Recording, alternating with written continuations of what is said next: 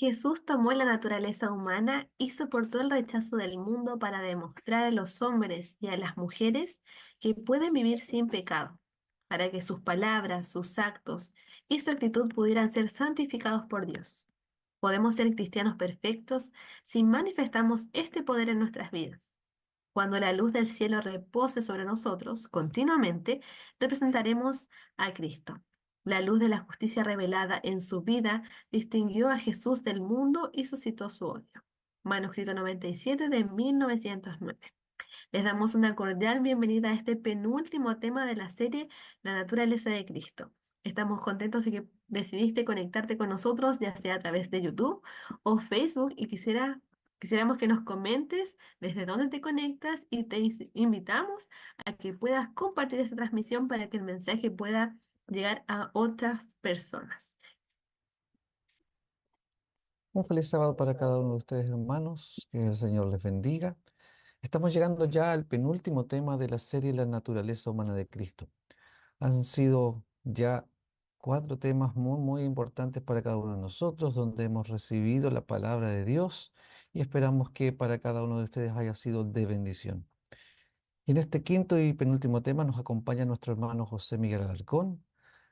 Estamos agradecidos, hermano José Miguel, que nuevamente pueda estar con nosotros, que haya apartado tiempo para poder compartir la palabra de Dios y en este tema tan importante, ¿cierto?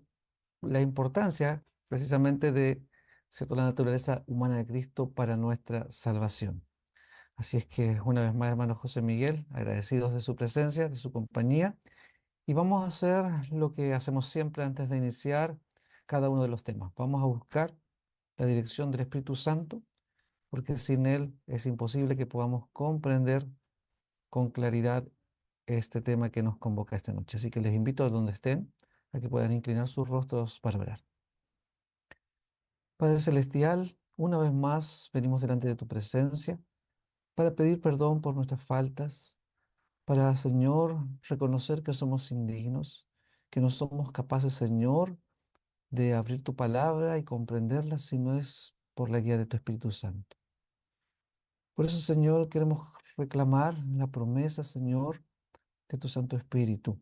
En este momento pueda iluminar nuestra mente, pueda darnos, Señor, entendimiento, pueda darnos un espíritu dócil, un espíritu humilde, Señor, para que al abrir tu palabra, tú puedas, Señor, grabar en nuestros corazones el mensaje que tú deseas para nosotros.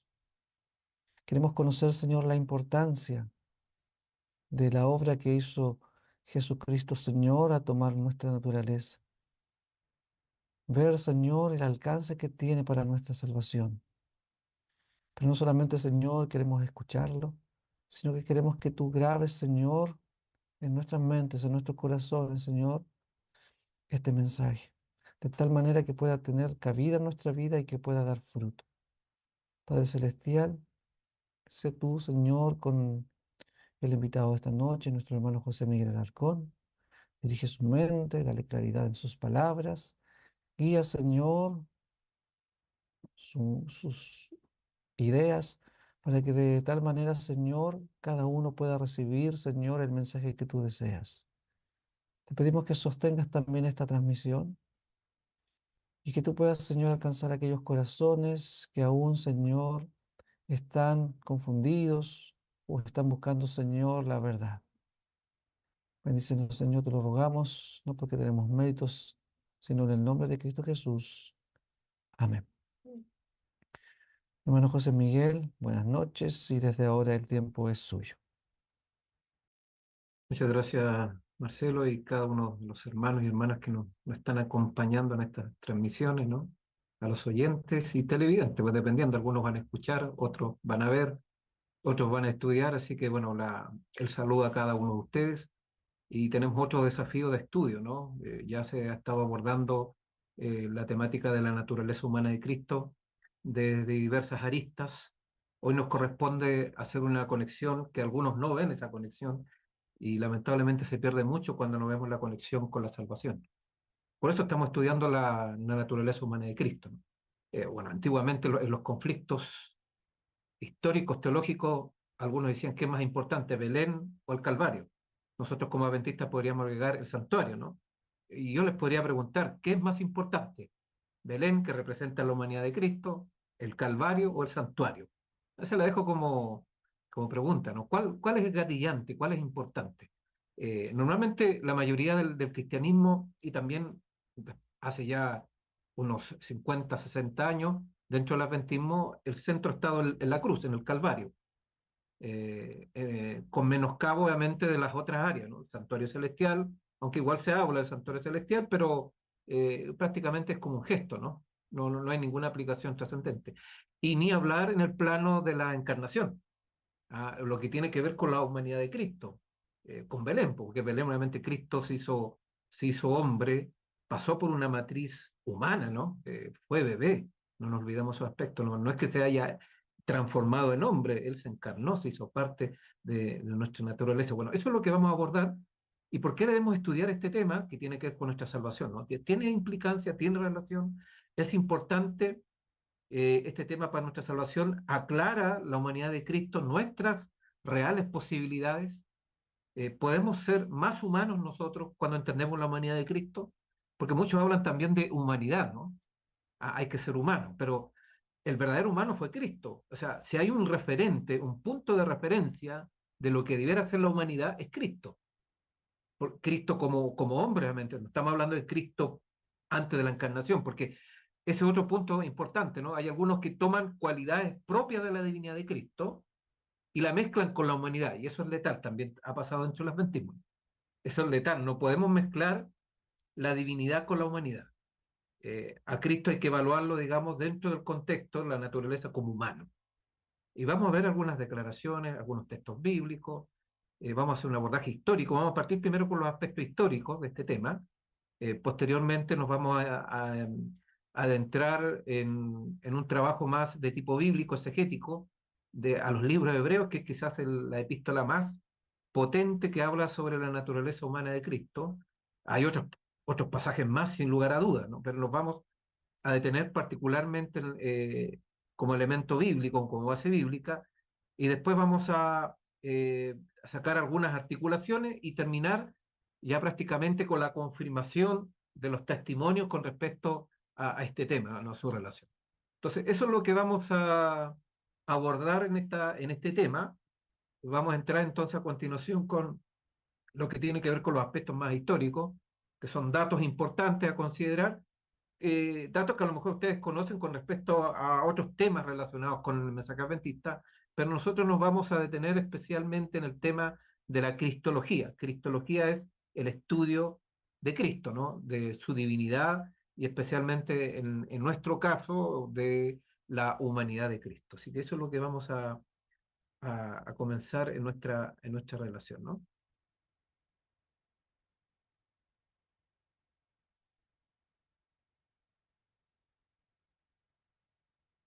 La naturaleza humana entonces de Cristo, su importancia para nuestra salvación. Hay un texto que quiero partir, digamos, que es muy importante poder considerarlo, ¿no? Eso está en Mensaje Celeste, tomo 1, y esto va a ser obviamente nuestra motivación, ¿no? ¿Por qué estamos estudiando este tema? La humanidad del Hijo de Dios es todo para nosotros. Es la cadena áurea que une nuestra alma con Cristo y mediante Cristo con Dios. Esto ha de ser nuestro estudio. O sea, ¿debemos estudiar el tema de la humanidad de Cristo? Sí, es todo para nosotros, dice, debe ser nuestro estudio. Cristo fue un verdadero hombre, no medio hombre, no, verdaderamente hombre. Dio prueba de su humildad al convertirse en hombre. Sin embargo, era Dios en la carne, o sea, no perdió sus condiciones divinas, pero no la usó, porque fue hombre y tenía que obviamente entrar. Entonces, cuando tratemos este tema, haríamos bien en prestar atención a las palabras pronunciadas por Cristo a Moisés en la zarza ardiente. Quita tu calzado de tus pies, porque el lugar en que tú estás, tierra santa es. Debiéramos emprender este estudio con la humildad del que aprende con corazón contrito. Y el estudio de la encarnación de Cristo es un campo fructífero que recompensará al escudriñador que cava profundamente en procura de la verdad oculta. Entonces, hay bendiciones para los que se dedican a estudiar la naturaleza humana de Cristo. Es más que importante. Noten ustedes que acá el espíritu de profecía parte diciendo que es todo para nosotros, ni siquiera es una alternativa, es todo, es esencial. Entonces, ¿debemos estudiar este tema? Claro que sí, por eso agradecemos acá a Fundamento Adventista que se ha dedicado y ha dedicado prácticamente como 5 temas, 6 temas sobre este tema. Entonces, no es menor. Y hay que seguir estudiándolo porque esto tiene otras aristas, ¿no? No es que con esto acabe, hay mucho que cavar, como dicen, ¿no? Cavar profundamente, porque hay verdades todavía que hay que seguir, continuar entendiendo. Otra declaración también para ir entrando ya en terreno, ¿no? Cristo vino revestido de humanidad para vivir la ley de Dios. Otro aspecto importante, ¿no? Él no vino para anular, bueno, lo dijo claramente, yo no he venido a abolir la ley, la he venido a cumplir, claramente. Entonces, pero él la vino a vivir, no a predicar, ¿no? Por eso también nosotros encontramos en Juan, ¿no? Dice, y el verbo se hizo carne. El término verbo en el griego es logos, palabra, y la palabra se usa como sinónimo de la ley de Dios también, tanto en el Antiguo y también en el Nuevo Testamento. O sea, perfectamente, bueno, de hecho los mismos rabinos en algún momento pensaban que la Torá en algún momento se iba a aparecer en el futuro, ¿no? Ciertas comunidades. Y claro, ahí tenemos Cristo obviamente es la Torá, es la ley de Dios que se hizo carne. Entonces, la misma vida, entonces cuando estudiamos la naturaleza humana de Cristo, inevitablemente nos encontramos con la expresión máxima de la ley de Dios. Entonces, en otras palabras, ser cristocéntrico acá claramente no podemos dejar la ley de Dios. O sea, hablar de la ley de Dios en Cristo es ser cristocéntrico también. Así que una declaración muy importante que debemos entender. Vamos a seguir avanzando. Veamos entonces algunos antecedentes históricos. Hay muchos, pero acá vamos a presentar algunos, aunque igual no dejen de ser relevantes por los elementos que están asociados. Cuando la justificación por la fe ocupó el centro, el tema ese de la justificación en la Conferencia General de 1888, comenzó a generarse, ¿no? Un mayor acento, énfasis en Cristo y en lo que Él ha hecho en términos de la justificación por la fe y en lo que Él está haciendo en la vida de los creyentes en términos de santificación por la fe. Ahí comienza ese foco, ¿no? Y ese es el foco de equilibrio, ¿no? No olvidemos que si hablamos solamente de justificación por la fe, estamos cayendo en una perspectiva equivocada, porque la base siempre y el plan de Dios ha sido nuestra santificación. La justificación tiene que ver justamente con una medida de emergencia cuando pecamos, porque la justificación ya lo hemos estudiado anteriormente y el perdón es es una misma cosa. Entonces, Dios no quiere que estemos todos los días, 4 o 10 veces perdonándonos, porque ¿qué significa eso? Que estamos constantemente pecando. El plan de Dios no es que pequemos, sino que dejemos de pecar. No sé si entonces la justificación está asociada con eso. Por eso se habla de la santificación, que es el plan de Dios. Bueno, y lo dice la Escritura, ¿no? En 1 Tesalonicenses 4:1, la voluntad de Dios dice es vuestra santificación. Y en el 5:23 dice, y el mismo Dios de paz os santifique por completo y todo vuestro ser. O sea, la voluntad de Dios siempre ha estado en torno a la santificación. Y los pioneros obviamente entendían la salvación en términos de la santificación. Y esa santificación estaba asociada obviamente con el tema, obviamente, de la justificación, pero de manera especial con la naturaleza humana en Cristo. Ellen White comenzó a poner un fuerte énfasis en Cristo, en su divinidad y en su humanidad, como la única fuente de justicia para el pecador. Durante la década de 1890, Ellen White publicó libros importantes con respecto a este tema. Si queremos saber la relación entre la justificación, santificación y la naturaleza humana de Cristo, les recomiendo libros conocidos, pero léalo con detención: El camino a Cristo, El discurso del Maestro Jesucristo, El deseado de todas las gentes y Palabras de vida del Gran Maestro. Ahí está el mensaje de 1888 de paso, ¿no?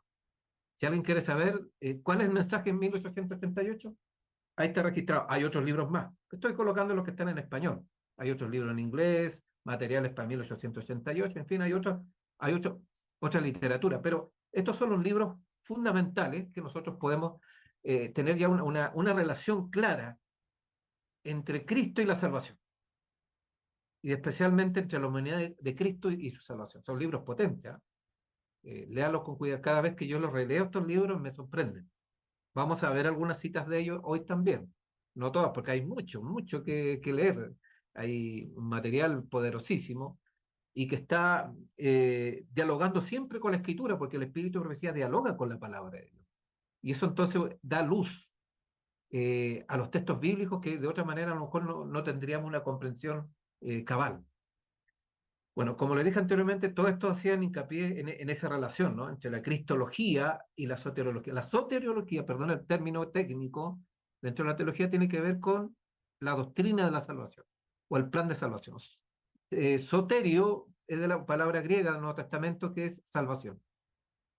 Hay un hospital acá en Santiago, bueno, yo soy de Santiago, que se llama Sotero, ¿no? De salvación. Sotero, bueno, tiene que ver con eso, se lo pueden asociar también con.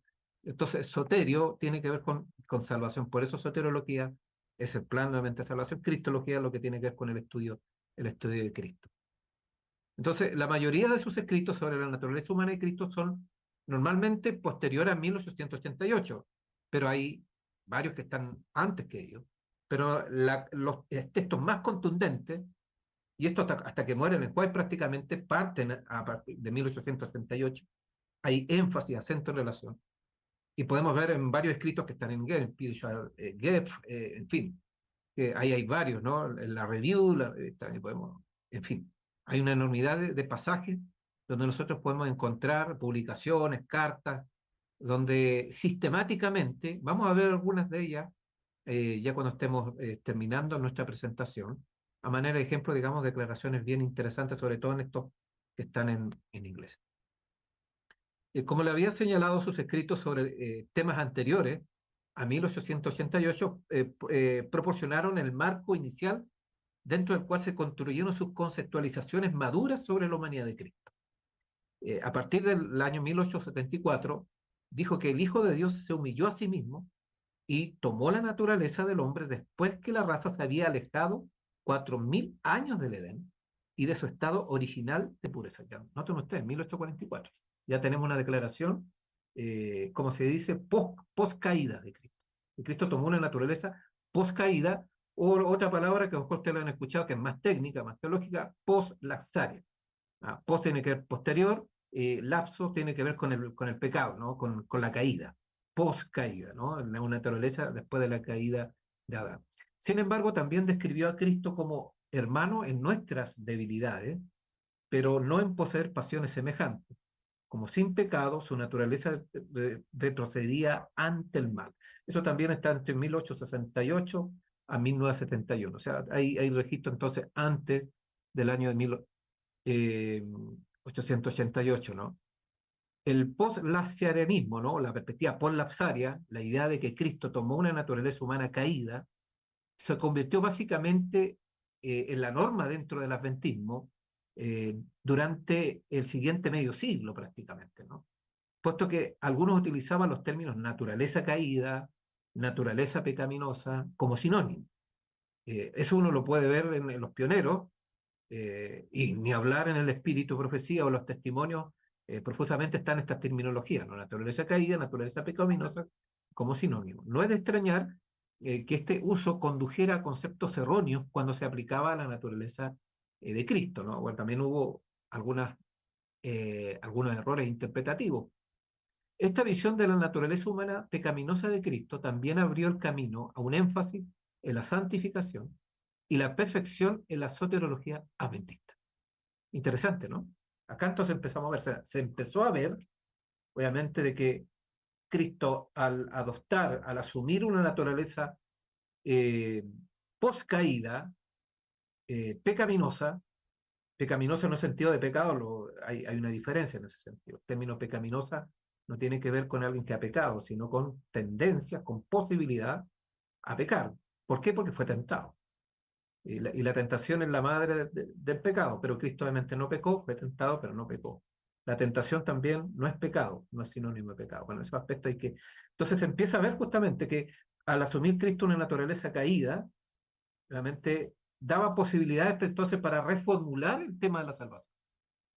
O sea, cuando uno entiende lo que implica, la salvación pasa a cobrar una profundidad enorme. Por eso este tema es fabuloso. Si entendemos bien la naturaleza humana de Cristo, la salvación se entiende de otra manera. Es más profunda, es más desafiante. entendemos más por qué, cuáles son las implicancias de tener un carácter, de por qué tenemos que vivir conforme a la ley de Dios. De hecho, los que cuestan aceptar el tema de la obediencia, la ley de Dios, porque no entienden bien el tema de la naturaleza humana en Cristo. Ese es uno de los problemas, claro. Bueno, aparte también de no entender el tema del pecado, ¿no? Pero uno de los aspectos tiene relación justamente con este tema. Si seguimos avanzando, estamos así haciendo un recorrido rápido, ¿no? A mediados del siglo XX, varios teólogos adventistas habían llegado a reconsiderar el significado del pecado en la humanidad, que también está ligado con el tema de la cristología, sus consecuencias y su alcance ontológico. Ontológico tiene que ver, digamos, con su esencia, con su realidad misma, ¿no? La doctrina del pecado original que se había rechazado durante tanto tiempo, pecado original es un concepto incorporado por la teología cristiana, eh, el, el, el precursor dentro del cristianismo es Agustín, aunque anteriormente hubo otros padres de la iglesia, pero el que sistematizó fue Agustín de Hipona, y lamentablemente la reforma no replanteó el pecado, sino que lo agudizó más. Lutero aceptó el tema del pecado original, Calvino, después vino Wesley en un reavivamiento también protestante, también aceptó el pecado original. Entonces, sin embargo, obviamente, la doctrina del pecado original no fue incorporada dentro de los pioneros, ni menos también en el espíritu progresivo. Entonces, ¿qué sucedió? Digamos de que la doctrina del pecado original se había rechazado durante tanto tiempo que llegó entonces por los años 50 a reconsiderarse, que contenía una verdad esencial. ¿Por qué sucedió eso? Porque ya en aquella época habían líderes nuestros que habían estudiado en universidades protestantes. Y las universidades protestantes obviamente enseñan de cajón, sin problema, el tema del pecado original, y toda una soteriología, o sea, un tema de la salvación muy distinto a lo que entendían los pioneros. Entonces, muchos de ellos se doctoraron nuevamente, llegaron a la fila de nuestra iglesia, empezaron a trabajar en nuestras filas, a ser líderes, y entonces empezaron a ver con otros ojos el tema del pecado y a desestimar el concepto histórico que se tenía del pecado dentro de los pioneros. De hecho, el pecado original nunca se mencionó, Ellen White tampoco, a pesar que algunos buscan algunas citas para forzar una interpretación en esa dirección, pero no. Si uno ve, digamos, todo el consejo divino, no hay fundamentos para, obviamente. Ellen White no trabajó, de hecho, ella, ya lo hemos estudiado anteriormente, ella dice que la única definición de pecado la encontramos en 1 Juan 3:4, y ahí no habla de pecado original. Habla, digamos, que todo pecado es infracción de la ley. Es una acción deliberada, ¿no? Entonces, no obligada, no predeterminada.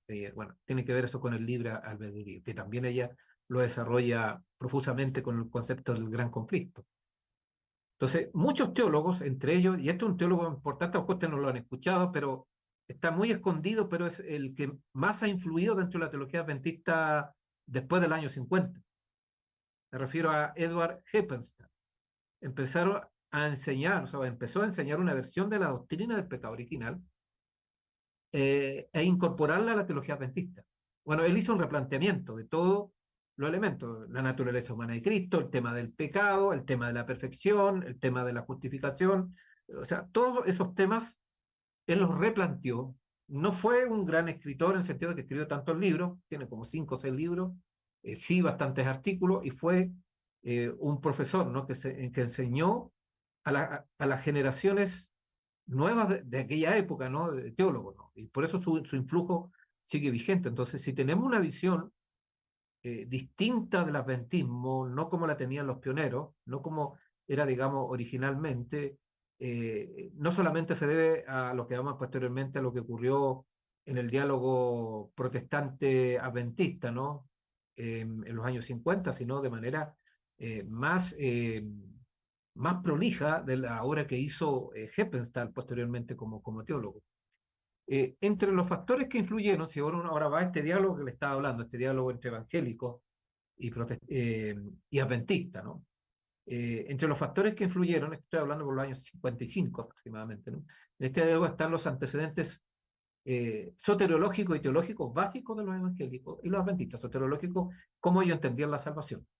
En primer lugar, los evangélicos eran calvinistas. Algunos hablan también de que eran neocalvinistas, pero obviamente con un replanteamiento del calvinismo clásico. Los calvinistas creen en la predestinación, pecado original, en los decretos divinos, o sea, nosotros prácticamente estamos determinados quién se salva y quién no se salva ya desde la eternidad atemporal de Dios prácticamente.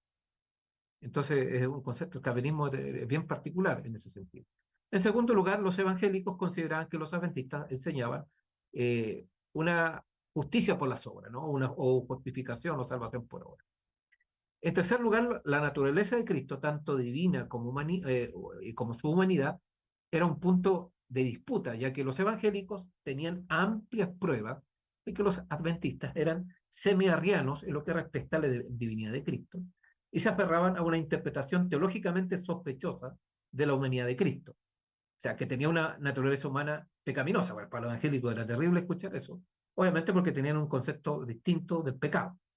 Cuando uno tiene un concepto de un pecado por naturaleza, es una aberración pensar que Cristo tomó nuestra naturaleza caída, porque nuestra naturaleza es pecaminosa de acuerdo a esa concepción.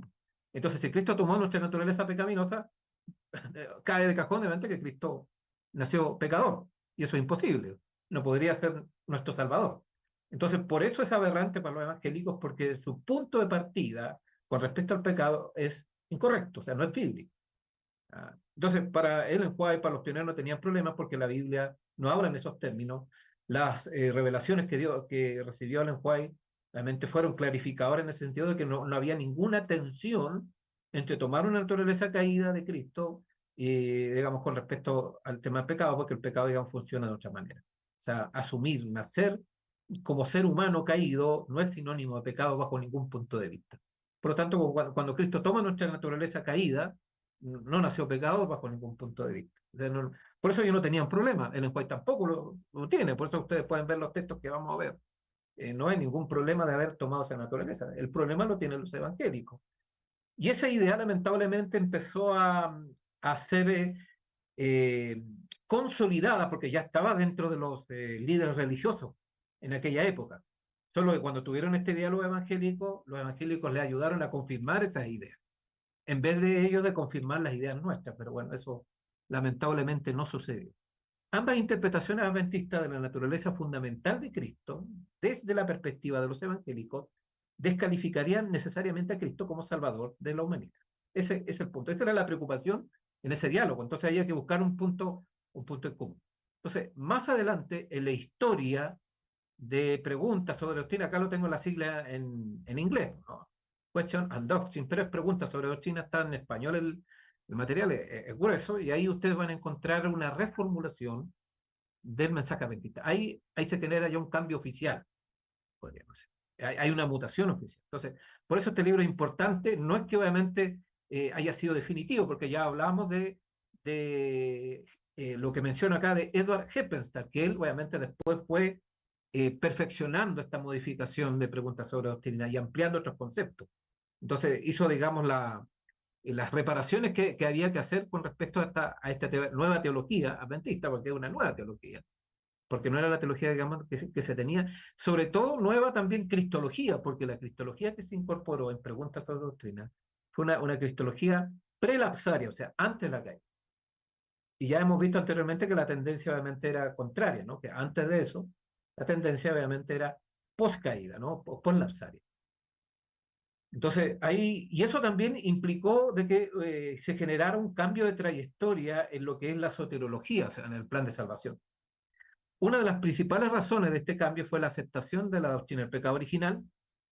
Así, cuando los adventistas y los evangélicos se pusieron de acuerdo, la nueva generación de teólogos adventistas tuvo que enfrentarse a las generaciones anteriores, que no solo rechazaban en su mayoría la doctrina del pecado original, sino que no tenían ninguna atención en considerar que Jesús tenía una naturaleza humana pecaminosa. Bueno, la antigua generación, el adventismo histórico, o lo que actualmente se llama teología de la última generación. Tuvimos una serie tratando justamente ese tema anteriormente, ¿no? Bueno, esa es la teología de la última generación, pertenece justamente a aquellos elementos que seguían esta tendencia post-lapsaria de Cristo, ¿no? Post-caída, entre otras cosas, no aceptando el pecado original. Entonces, es antes de preguntas sobre doctrina. Eso es. Entonces, es un aspecto importante que quiero también resaltar. Los autores, ustedes pueden mencionar, uno de los autores principales está ahí, Leroy Froome, u otros más también, pero él prácticamente es podríamos decir, el más importante, ¿no? Los autores de preguntas sobre doctrina, hicieron un uso considerable de los escritos de Ellen White sobre el tema y describieron sus escritos diciendo que la naturaleza humana de Jesús era similar a la de Adán antes de la caída. No sé qué leyeron, ¿eh? Bueno, hay críticos también de esta postura que reconocen que Fromm, los que son adherentes a la misma línea de él, que Fromm en realidad es un mal trabajo en ese sentido. Y hasta poco honesto porque obviamente hizo modificaciones del texto. Sacó las citas, las cortó. Entonces el trabajo, digamos, lo reconoce hasta mismo John Knight, que es un crítico de la última generación, reconoce que obviamente el trabajo intelectual de Fromm en ese sentido no fue honesto. Entonces, no podemos arreglar más si el mismo bando de él reconoce justamente esos problemas. Y claro, cuando uno empieza a ver preguntas sobre doctrina, hay un trabajo forzado, ¿no? Se fuerza el lenguaje para hablar lo que ella no dijo. Y eso es muy peligroso, al igual que los textos bíblicos. Bueno, los autores de preguntas sobre doctrina insertaron en el encabezamiento tuvo una naturaleza humana sin pecado. Algunas de las declaraciones White sobre la humanidad de Cristo y ese encabezamiento no era necesariamente coherente con todo el contenido de la cita. Ahí ustedes pueden ver en la página 650, 653 y otras porciones más donde se plantea justamente. Bueno, y hay un apéndice al respecto que hizo posteriormente, eso ya no hace mucho, cuando se reeditó este libro por George Knight, donde se presenta un material importante histórico que se puede considerar al respecto. El punto opuesto, la perspectiva polapsaria, había sido el dominante en el adventismo desde la década de 1890, como lo habíamos señalado. A pesar de que Preguntas sobre Doctrina, ¿no?, se publicó hace más de 50 años, todavía hay reacciones a él dentro del adventismo, y eso es lo que es la teología de la última generación. Es una reacción, un grupo que sigue reaccionando frente a este cambio teológico, digamos, que no tuvo ninguna sanción divina. No fue por inspiración, no fue profética ese cambio. Fue, digamos, un cambio que inclusive se hizo entre cuatro paredes, ni siquiera fue una comisión. Después enviaron a pastores del mundo el trabajo de 3 hombres que tuvo, quizás otros 2 más que se incluyeron. Muchos dicen que detrás bajo cuerda estuvo también Heppenstall ayudando. Bueno, hay varios entretelones que están asociados justamente con la gestación de este libro, ¿no? Pero es un libro totalmente divisivo. Bueno, como dice también un crítico a la teología de la última generación, John Knight, es el libro más divisivo que ha tenido la Iglesia, pero en realidad hay otros también. Pero el más divisivo por lo que generó en su momento histórico, y eso llevó también a que surgieran ministerios independientes, que surgiera obviamente la disidencia. O sea, esto tiene consecuencias que todavía seguimos arrastrando como. Entonces, esto no es un tema menor. Y uno de los temas que fue atacado es lo que estamos estudiando durante esta última serie, ¿no? Que tiene que ver justamente con el tema de la naturaleza humana de Cristo. Pero también eso está relacionado con lo que tiene que ver con la expiación y claro, y otros aspectos que están asociados. En el año 2007, en Andrews, se hizo un simposio sobre estos temas, ¿no? Sobre la humanidad de Cristo, 2007. Ahí, eso está abierto, bueno, están en inglés, obviamente, son todos artículos, papers, que invitaron posturas también de manera bien curiosa a algunos de la TUC, de la teología de la última generación. Y obviamente la mayoría fueron, digamos, dentro de la nueva teología. Bueno, esos son aspectos históricos que podemos ver. Ahora, Andreasen, que fue el opositor de la época, ¿no? Ya hemos hablado algo de él, ¿no? Fue el gran articulador de lo que es la verdad presente, de lo que fue la verdad de los pioneros, obviamente, originalmente. Él la articuló como teólogo. Entonces, hay un desarrollo más maduro de la teología de los pioneros en ese sentido, usando no solamente la palabra de Dios, sino también los testimonios. Andreas entonces era un firme defensor desde el punto de vista polapsario y llegó a la conclusión de que la Iglesia había sacrificado su doctrina de Cristo en el altar de la aceptación teológica. Ahí lo dijo abiertamente. Entonces, la mayor reacción escrita de Andreasen a la publicación de preguntas sobre doctrina se encuentra en Carta a las Iglesias. De hecho, eso está disponible en español también, ¿no? Pero que no es oficial en español, pero se puede conseguir. Y lo oficial, digamos, la carta que está en inglés. Entonces, un tratamiento completo de sus reacciones. También hay una tesis doctoral sobre este tema, ¿no? De preguntas sobre doctrina, de Julius Nam, que también es interesante. Si alguien quiere ver, puede buscar obviamente y tener esa tesis y van a encontrar los entretelones históricos y las reacciones de preguntas sobre doctrina tienen implicancia hasta el año 1971, donde obviamente hay una maduración de la teología adventista. O sea, del año 1955 al año 1971, podríamos decir, estamos en la parte, digamos, de la transición del cambio teológico adventista. Y después del año 1971 ya obviamente entramos en el proceso de consolidación de la nueva teología adventista, hasta nuestros días. Entonces, son aspectos históricos que debemos considerar. Bueno, la hora importante que vimos uno de los capítulos, ¿no? En una presentación anterior, cuando estuvimos hablando de la teología de la última generación, ¿no? El santuario y su servicio, es fundamental en este sentido, ¿no? Porque de ahí se acuña este término de la última generación de Andréase, y que es una de sus contribuciones duraderas para esta escatología adventista séptimo día. Esta teología entrelaza, y acá vienen las conexiones, ¿no? La expiación, la soteriología, la escatología y la cristología. Perdonen con todas las logías, pero tienen que ver con la doctrina, ¿no? La expiación, el tema de la salvación, el tema del fin del tiempo, que es la escatología, ¿no? Y la cristología, el término de la naturaleza humana en Cristo. Todo eso que es lo que hace, como buen teólogo, Andrés lo conecta, lo relaciona. Y por eso, digamos, su aporte es importante. Y eso es todo lo que actualmente se llama, y que se ha seguido trabajando, no es que él es el único que haya trabajado, hay otros autores que posteriormente igual siguieron trabajando en esta línea y fueron madurando estos conceptos conceptos pioneros, sobre todo la importancia de la humanidad de Cristo para nuestra salvación.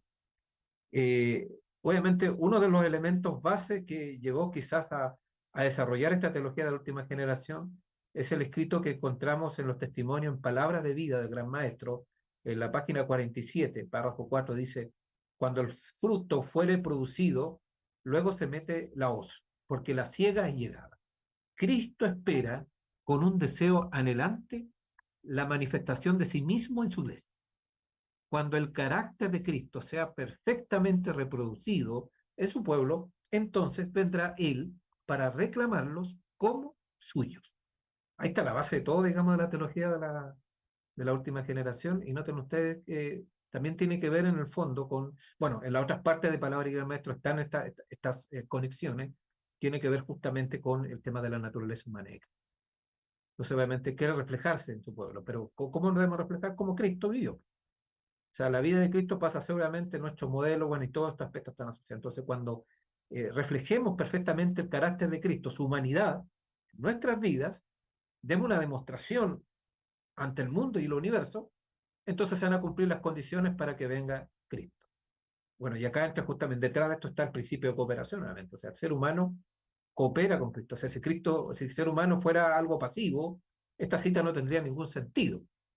No es sentido, obviamente. Por eso, obviamente, el carácter de Cristo debe reproducirse, no pasivamente, sino que el ser humano debe cooperar para que ello suceda, debe hacer su parte corresponde. Hay varias citas en esa situación.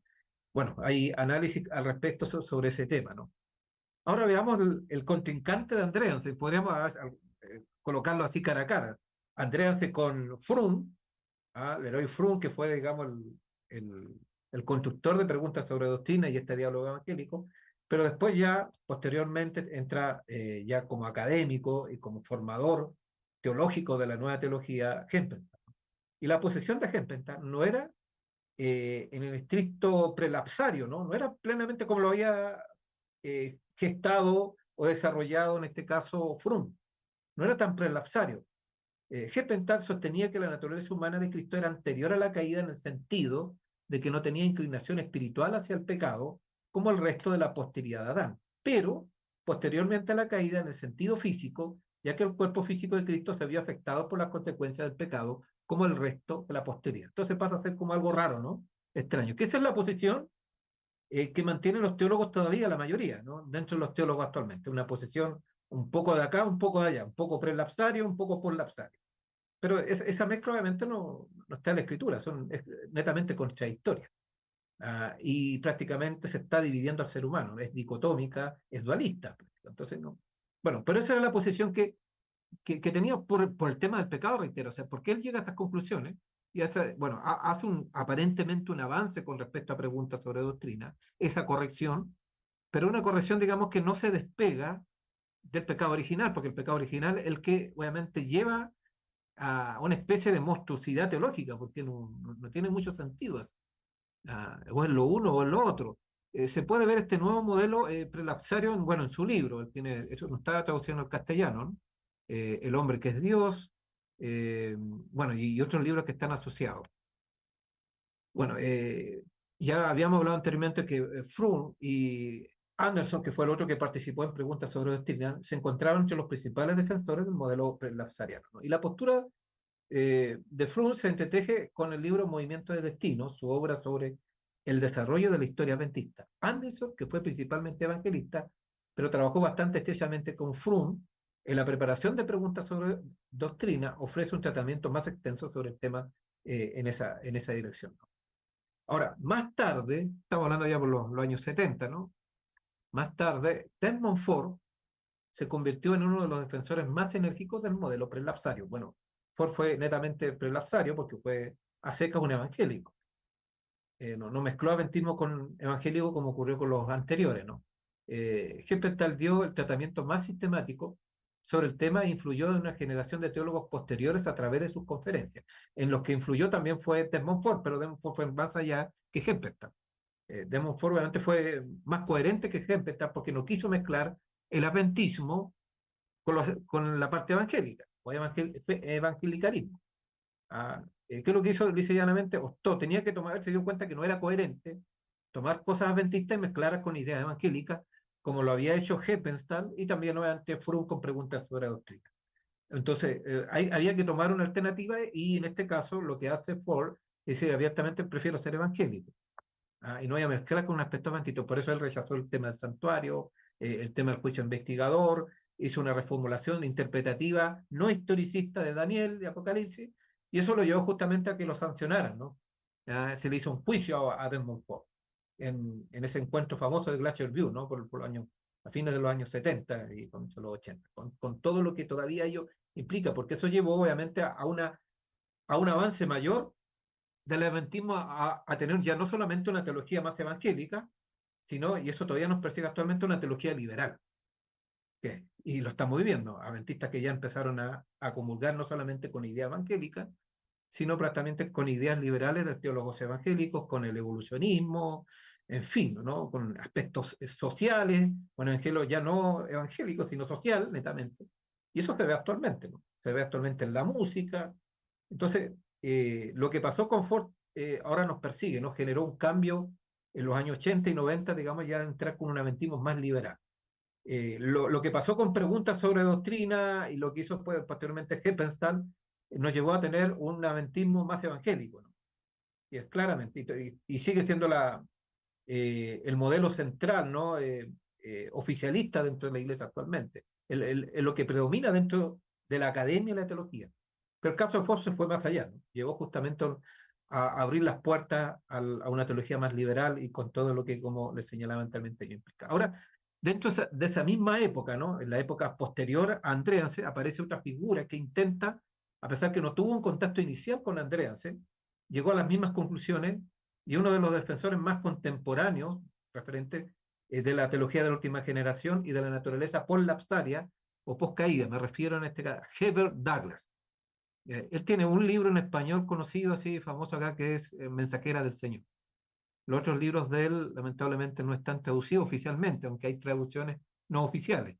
Como ocurre con, hay algunos que hacen ese trabajo, y es de ayuda también porque nos permite tener acceso en español, pero nunca se, en su época de, como algunos dicen, de fama como teólogo, porque él tuvo un momento fuerte como teólogo, a pesar de que era de la teología de la última generación, donde era minoría prácticamente, era él y había otros tres más que comulgaban con él, eran muy pocos, en comparación o en contraste con una gran cantidad, digamos, que eran oponentes a.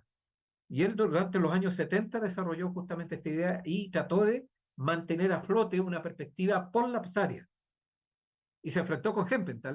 De hecho, se hizo un libro inédito. Ese libro está disponible, está en inglés y no está traducido, eh, que es el Perfección, ¿no?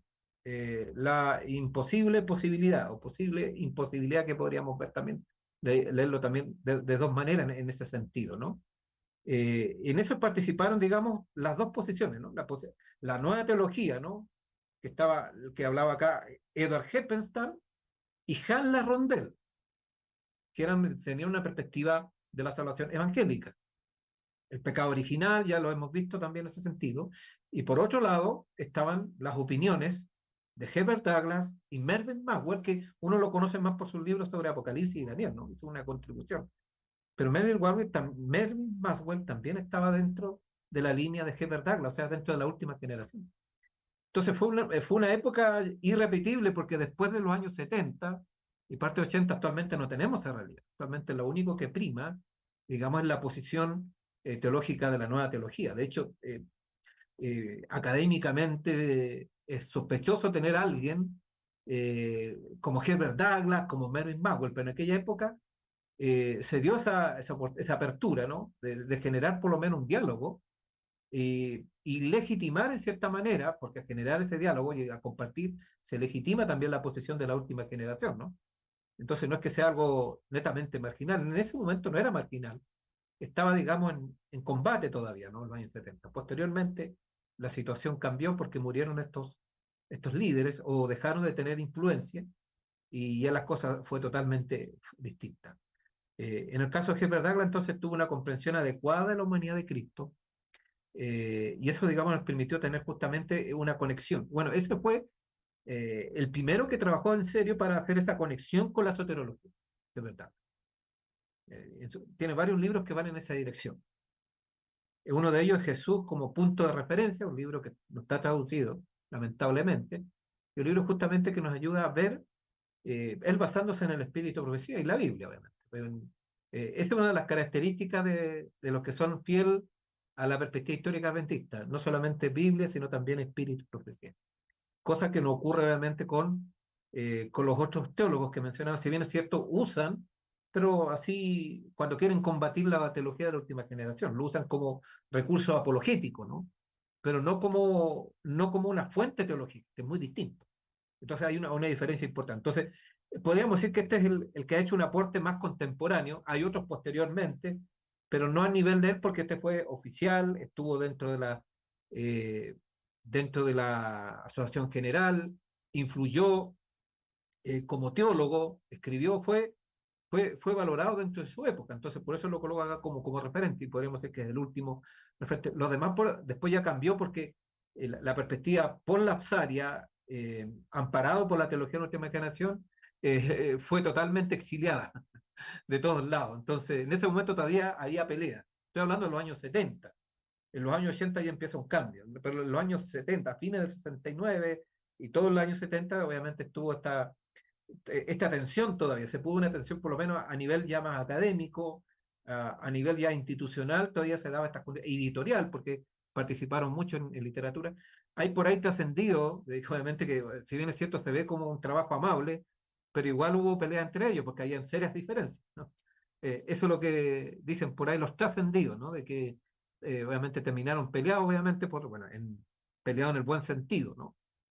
Quizá en un sentido amable, en un sentido peleado teológicamente, no como persona, menos Herbert Douglas, que era una persona muy afable, él tenía una buena actitud, y eso es importante, y por eso lo destaco, es cosa ver también su sonrisa, ¿no? Era una persona muy amable, y cuando él hablaba de los que tenían posiciones diferentes a las de él, los trataba siempre con respeto. Y también sus oponentes, ¿ah? Ellos vieron eso, de hecho, cuando él murió, en el obituario reconocían justamente esos aspectos positivos, aún de aquellos que teológicamente estaban en una posición contraria. Así que bueno, también él dio buen testimonio. Entonces, cuando uno defiende la verdad, no solamente tiene que tener teología correcta, como en el caso de él, sino también una actitud correcta como él la tuvo. Así que un buen modelo de cómo nosotros debemos relacionarnos. No fue combativo, pero no por eso no habló con claridad. Cosa ver sus libros, cosa ver sus papers, sus escritos, sus intervenciones. Él no tuvo problema de hablar con claridad sobre estos temas y defender la verdad presente. En una posición ya más contemporánea, ya dentro de la línea oficialista, no dentro de la teología de la última generación, sino crítico, está, a lo mejor ustedes no lo conocen mucho, ¿no? Pero se conoce más dentro de la academia, aunque tiene libros, está Gudrun Weider. Él realmente estudió también el tema de la naturaleza humana y Cristo, y algo interesante, él vio que los escritos de Ellen White, si bien es cierto, él tiene una mirada distinta a los pioneros, no es un amentista histórico, pero considera que la cristología de Ellen White es fundamental para entender la soteriología. O sea, de los teólogos de afuera fue el primero que hizo un trabajo serio y vio que obviamente la base de la soteriología, del tema de la salvación, en el espíritu de profecía está en el tema de la naturaleza humana de Cristo. Es determinante. Entonces, buenamente, el primero que vio eso así, lo entretejió con claridad fue Herbert Douglas, que lo vimos anteriormente. Él lo trabajó en primer lugar, pero acá tenemos un oponente, ¿no? Un teólogo que está del otro lado de la vereda teológica y que también observó lo mismo. Entonces, algo nos quiere decir eso. Obviamente, la interpretación que hace Wyden, él obviamente sigue una tradición evangélica wesleyana, casi metodista prácticamente. De hecho, tiene escritos relacionados, escritos para... Entonces, es un adventista wesleyano metodista, podríamos decir. Entonces, también cuando él interpreta el espíritu de profecía, lo interpreta con ese sesgo que no tiene nada que ver, como que se impone de que Ellen White sea wesleyana. Bueno, también hay otros que dicen lo mismo, como John Knight, no fue el primero. Sostienen también otros críticos de la teología de la última generación y de la posición por lapsaria. Entonces reconocen, pero obviamente el White nunca le da un crédito a esa naturaleza, reconoce a Wesley en el conflicto de los siglos, así como reconoce a Calvino, pero obviamente sus escritos no se basan ni en la teología luterana ni en la teología de Wesley, bajo ningún punto de vista. Aunque ella lo reconoce históricamente, que es una cosa muy distinta. Ella reconoce lo que ellos fueron para su época. La verdad presente de Wesley no es la verdad presente de los White y de nosotros tampoco. Entonces, ahí lamentablemente, en el sesgo teológico, las presuposiciones teológicas que tiene Wyden, lleva justamente a una distorsión de las citas, y él usa varias, él hace un recorrido que más recorre las citas del Espíritu de Profecía de los oponentes de Wyden. Hace un recorrido bien exhaustivo de citas, pero obviamente con una interpretación antojadiza y hace un constructo teológico para, digamos, mostrar una posición distinta, pero lamentablemente no es fiel a las pretensiones del lenguaje, ¿no? Unas cosas son las pretensiones del intérprete y otra cosa es distinta a las interpretaciones del autor del libro o de los libros que uno está estudiando. Bueno, ahora vamos a ir, después de este repaso histórico, vimos hartas cosas que a lo mejor quedaron con varias ideas, los que van a participar después en las preguntas y pueden ir anotando, viendo aspectos y lo podemos ver. Tiene varios elementos históricos que hemos visto que normalmente no se pasan, pero lo quise acá colocar para que tuvieran esta información adicional. Ahora vamos a ir a los aspectos bíblicos, particularmente nos vamos a detener, no tenemos tiempo para ver toda la Biblia que habla, porque hay varios textos bíblicos que de una otra manera hablan de la naturaleza humana de Cristo, pero para mí el más claro, más contundente, porque también lo liga con el tema de la perfección, el tema, digamos, del santuario, y la salvación misma, es la epístola a los hebreos de Pablo. Asumo que el autor es Pablo, el Espíritu de Profecía lo dice, yo le creo al Espíritu de Profecía, entonces Pablo. Sabemos que dentro de la teología hay cuestionamientos y algunos creen que no es el autor, pero no vamos a entrar en esos detalles de autoría, de la paternidad literaria, como se llama técnicamente, ¿no? Entonces, vamos a ir al modelo cristológico por lapsario. Ya estoy obviamente colocando ya un antecedente, ¿no? Una postura, pero lo vamos a ir viendo a medida que vamos a ir viendo algunos textos. Entonces, uno de los temas fundamentales que encontramos en la epístola a los hebreos tiene que ver con el tema de la perfección. Interesante, está, ni hablar de texto, no lo vamos a tener en todas las aristas, ahora nos vamos a concentrar de manera especial en el tema de Cristo, pero el tema de la perfección es un tema más que recurrente, está de tapa a tapa en este libro. Y no solamente está con respecto a Cristo, sino con respecto también al pueblo de Dios. Por eso es importante, por eso hablamos la implicancia de la humanidad de Cristo para la salvación. Tenemos un fundamento bíblico potente en el libro de Hebreos, no solamente en el Espíritu de Profecía, sino en la propia Biblia nosotros encontramos, hay otros textos más, también tenemos Romanos, en fin, Filipenses, en fin, las epístolas paulinas en realidad, Pablo hace un trabajo exhaustivo, y también las epístolas juaninas, ¿no? La epístola de Juan, también encontramos un desarrollo sobre la humanidad de Cristo. Siendo en sí mismo perfecto en cuanto a sumo sacerdote, ¿no? Eso es lo que ya empieza a plantear y desarrollar Hebreos. Jesús dice, conduce a la humanidad a su perfección. Ese es un punto de partida que uno empieza a ver, ¿no? Entonces, Cristo al alcanzar la perfección, esa es como una tesis que encontramos en el libro de Hebreo, siendo a sí mismo perfecto, alcanzando la perfección en cuanto a sumo sacerdote, eso lo habilitó para ser sumo sacerdote, ¿no? Jesús entonces dice, conduce a la humanidad a su perfección. Ahí está el punto. Y la perfección tiene que ver con la salvación, obviamente. Además de la tarea de expiación, ya a través de ella descubrimos que la vocación de Cristo como sumo sacerdote tiene otra finalidad y otro efecto. Jesús renueva el pacto de Dios de manera que la humanidad pueda llegar a ser perfecta. Ese es el plan de Dios. El plan de Dios entonces que su pueblo sea perfecto. ¿Y a quién usa? A Cristo para que logre la perfección. Pero Cristo primero no llegando inmediatamente como somos sacerdotes, sino que él primero tenía que pasar por la humanidad, por nuestra carne. La expresión perfecto y las palabras que le están emparentadas juegan un papel muy importante en la cristología o en la naturaleza humana de Cristo, ¿no? En Hebreos. Ellas nos llevan muy cerca del concepto del Hijo de Hombre, como la tarea del sumo sacerdote consiste en ser mediador entre Dios y el ser humano. Su obra culminará allí donde surja el hombre perfecto. Entonces, esa es la finalidad entonces de Cristo como sumo sacerdote en el santuario celestial en el fondo, porque el sumo sacerdote de Cristo no lo desarrolla en la tierra. ¿Dónde lo desarrolla? En el santuario celestial.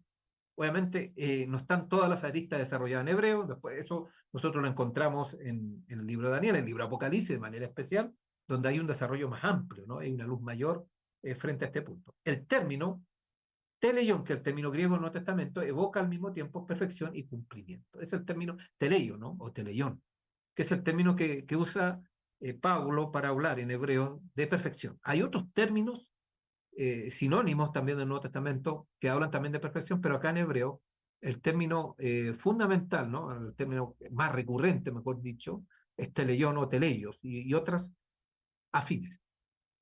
Los comentarios subrayan con razón el carácter cultural y sagrado de la perfección de que aquí se trata. Este término aparece en el lenguaje de las religiones, de los misterios, bueno, así lo ven muchos. En la carta a los hebreos, en cuyo centro se eleva la figura del sumo sacerdote, tenemos que partir de este significado litúrgico y sagrado para comprender el verbo teleion. De todas formas, no es necesario que excluyamos ese verbo toda idea de perfección moral. ¿Qué estoy diciendo con esto? Obviamente que más que hablar de la parte cultural, porque de hecho Hebreo está haciendo un quiebre, está hablando obviamente que los aspectos cultuales del Antiguo Testamento no cumplieron su propósito, no hicieron perfecto al pueblo de Israel.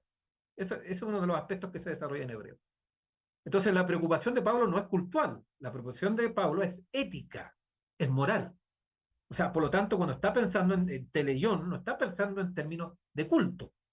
Entonces, eso es lo que hacen muchos teólogos, ¿no? Quieren sacar la parte moral porque incomoda.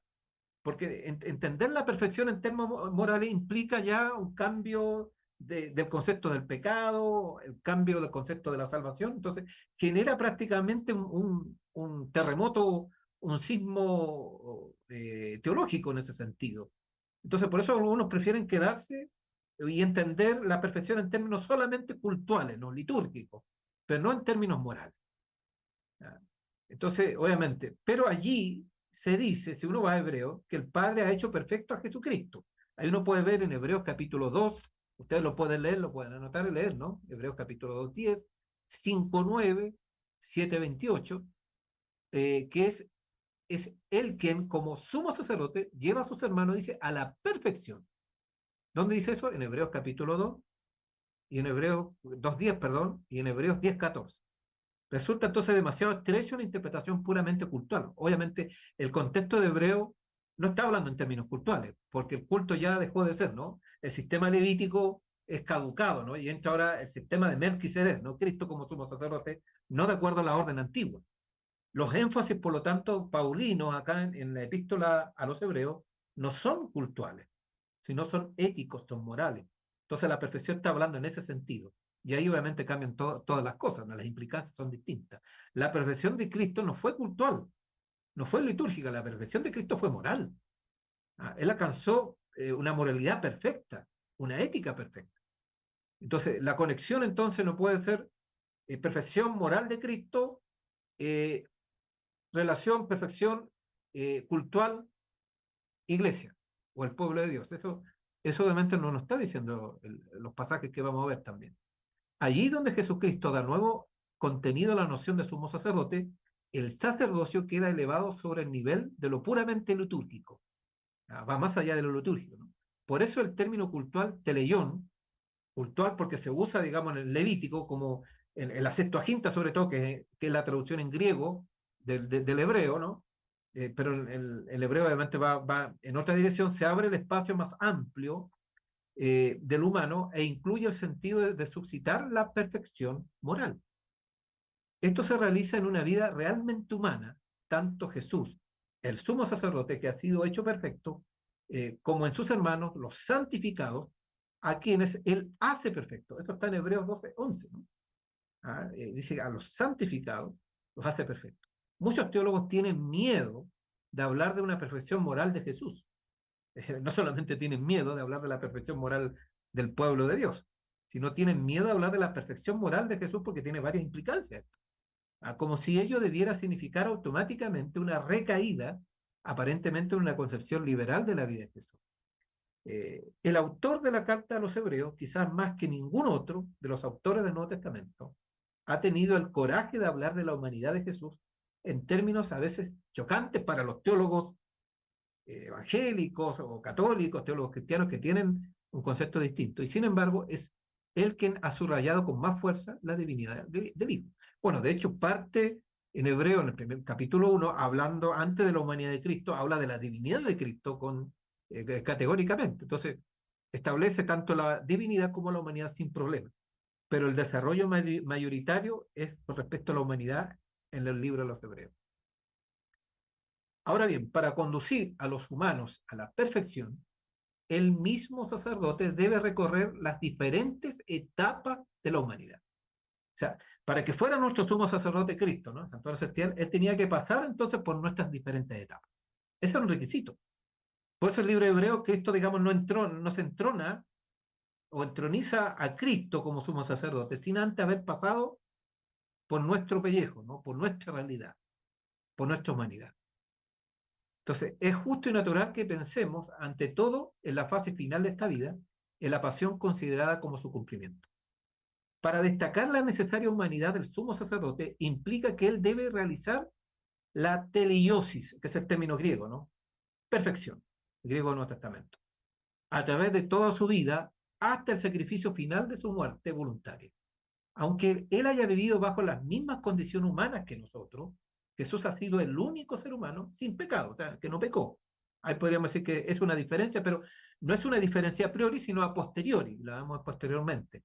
Tentado todo según nuestra semejanza, pero sin pecado, como dice Hebreos 4:15.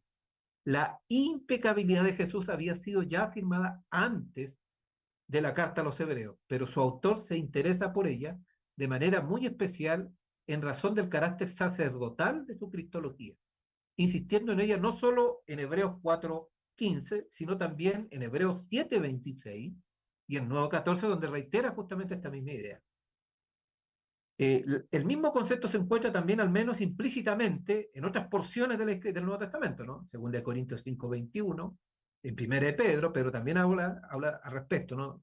1:19, 2:22, 3:18, en Juan 7:18, 8:46, 14:30. Ustedes pueden revisar los pasajes, no vamos a tener tiempo para ver todos los elementos, pero ustedes pueden, más que nada como referencia para corroborar, ¿no? Los evangelios sinópticos, ¿cuáles son los evangelios sinópticos? Mateo, Marcos, Lucas. Juan no entra, no es sinóptico. Esos son los evangélicos. Los sinópticos porque esos tres evangélicos tienen relatos muy parecidos, aunque de manera perspectiva. Entonces, sinóptico que usted lo puede mirar con una sola mirada a los tres evangelios, si los colocara a la par. Por eso se llaman sinópticos. Los sinópticos también deben haber compartido la visión de la impecabilidad de Jesús, ya que atribuyen a Jesús el poder de perdonar los pecados. Esto se puede afirmar con certeza con respecto a Mateo, pues de lo contrario no hubiese modificado la frase ¿por qué me llamas bueno? O ¿por qué me estás preguntando sobre lo que es bueno? O sea, obviamente Cristo no aceptó eso porque obviamente él estaba como humano, no como Dios. Interesante si uno profundiza un poco ese punto. Evidentemente Mateo eh, ha debido pensar que la pregunta tal como lo presenta Marcos pone en duda la impecabilidad de Jesús, pero la ha entendido bien para tener que modificarla así. Ciertamente la manera en que Marcos refiere esta cuestión parece ir en contra de la impecabilidad de Jesús. Pero la contradicción cesaría si el hecho de no ser bueno se interpretara en el sentido de ascenayas, ¿no? Debilidad. Astenea, de ahí viene astenio, ¿no? O astenio. El que está débil, ¿no? Debilidad. Es decir, de posibilidad de estar sujeto a la tentación. En ese sentido se habla de que Cristo tomó nuestras debilidades, ¿no? Nuestras enfermedades, como habla Isaías. Tiene que ver justamente de que estuvo sujeto a la tentación, aunque no pecó. En todo caso, en la carta a los hebreos, el hecho de que Jesús pudiera ser tentado no va en contra de su impecabilidad. Quizás sea este mismo pensamiento de Marcos, que está persuadido de su perfección moral, afirma a la vez que con toda la tradición sinóptica, o sea, de los tres evangélicos mencionados, Jesús obviamente fue tentado. Pero en estos evangelios, en estos tres evangelios sinópticos, Jesús, salvo tal vez en la escena de Getsemaní, no aparece verdaderamente alcanzado por la tentación. O sea, no son tan categóricas. Si bien es cierto, los hechos son categóricos, las declaraciones no tanto, ¿no? Pues bien, la carta a los hebreos, afirmando la ausencia de pecado, presupone ante todo la posibilidad de pecar de Jesús. O sea, cuando habla de ausencia de pecado es porque pudo haber pecado. Cuando dice fue tentado todo, pero no pecó, ese no pecó indica claramente de que pudo haber pecado. Entonces, por eso la posibilidad de ser tentado desempeña en ella un papel mucho más importante que los sinópticos. Veremos además que sobre este punto la carta a los hebreos subraya la humanidad de Jesús más vigorosamente que los evangelios o que cualquier otro escrito inspirado del primer siglo. El sumo sacerdote no solo ha de penetrar cabalmente en la humanidad, sino que en el seno de esa humanidad debe participar de todo lo que es humano, excepto el pecado, obviamente, ¿no? Incluyendo la tentación, pero obviamente no el pecado. Por eso el Señor entiende las tentaciones. Obviamente no entiende nuestra vida de pecado porque no ha pecado, pero sí lo entiende como personas tentadas, como personas débiles, porque Él tuvo debilidades como nosotros, pero no pecó. Si pensamos en la importancia concedida al hecho de que Jesús haya podido ser tentado, comprenderemos que la idea de una perfección moral del sumo sacerdote no resulta chocante para Pablo. Claro, si fue tentado es porque obviamente digamos, estaba en juego la moralidad, la ética, sin duda, porque la tentación tiene que ver con pecar. Y pecar obviamente no es algo cultural, pecar es algo ético, algo moral. Bueno, muy al contrario, entonces, la impecabilidad de Jesús adquiere todo su sentido porque Él ha podido ser tentado. A no ser que Él fuera realmente tentado, la afirmación de que no tuvo pecado carecería en el fondo de significado. La diferencia profunda entre Jesús y los demás humanos alcanza su pleno sentido en la carta a los hebreos, precisamente porque se afirma que fue del todo uno de ellos.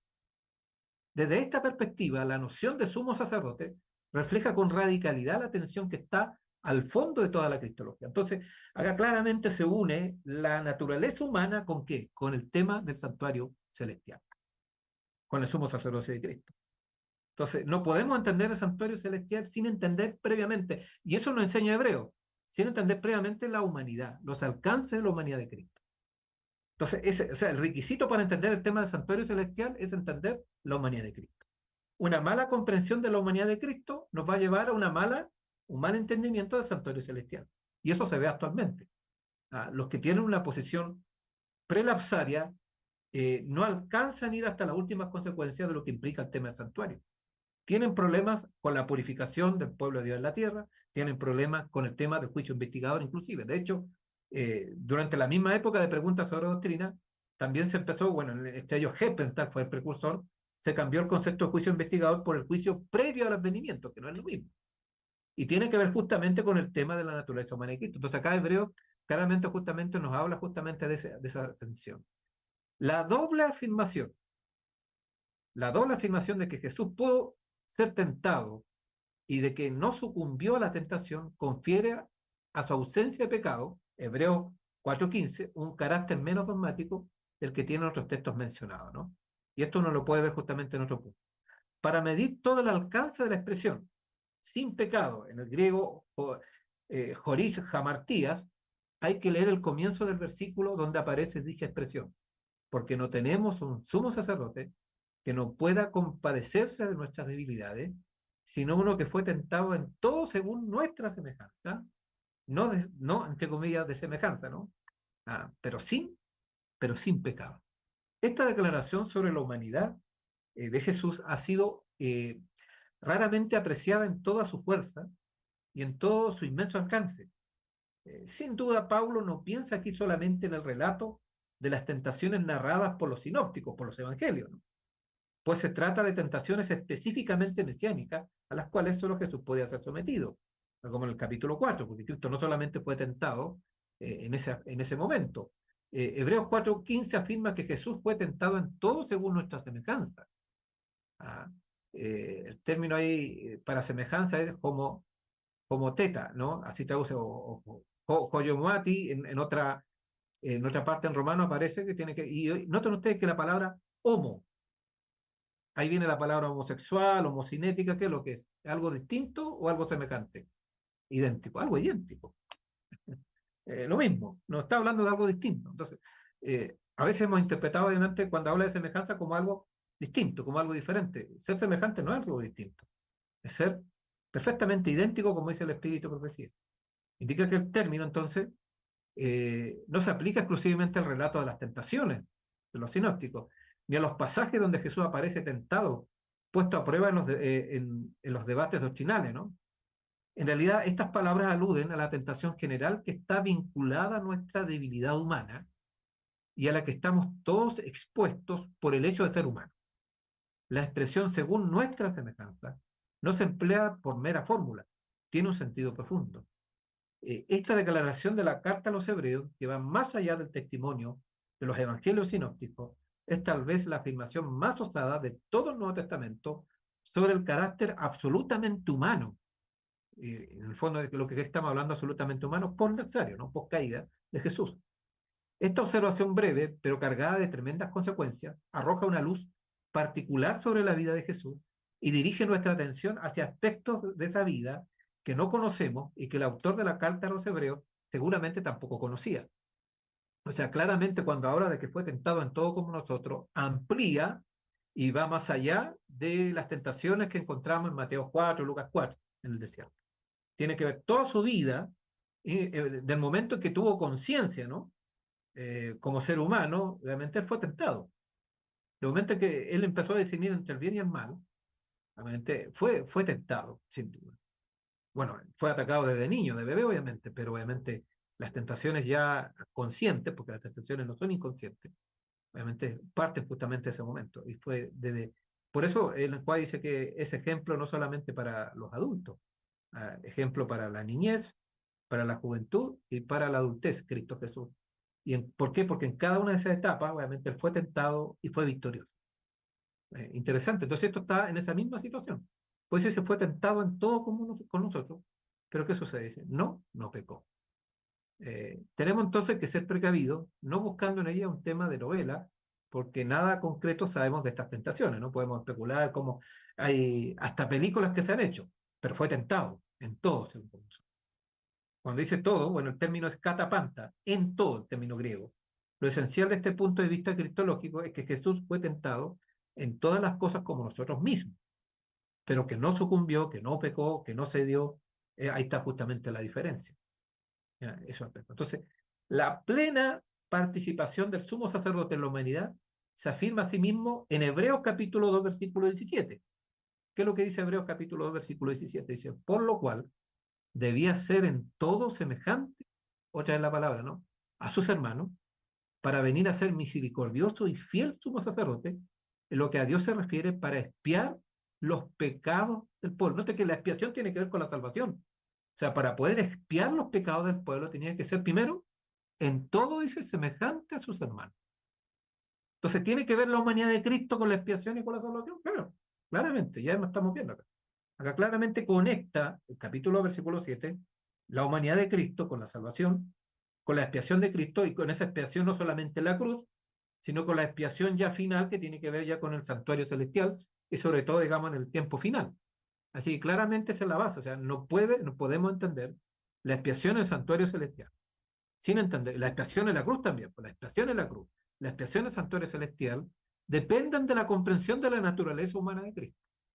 Por eso es importante entender este tema. Entonces se dan cuenta de por qué Ellen White, la cita que vimos al comienzo, dice que la humanidad de Cristo lo es todo para nosotros. ¿Por qué dice ella? ¿Está hablando de más? No. Acá claramente está diciendo lo es todo porque tiene que ver con nuestra salvación.